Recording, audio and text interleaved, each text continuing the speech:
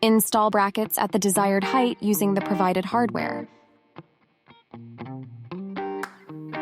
Ensure they are level and securely attached. Install preferred backer board to manufacturer specifications. Place the first board on top of the brackets and draw an outline for the board to be cut and notched.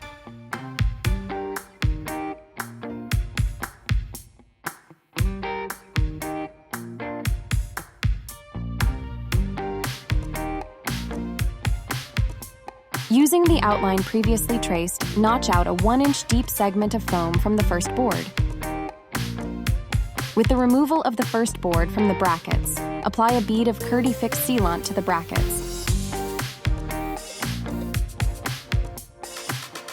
Apply adhesive to the bottom board. Attach the top board to the bottom board. Apply a layer of thin set and wrap the exposed sides and brackets in provided tape.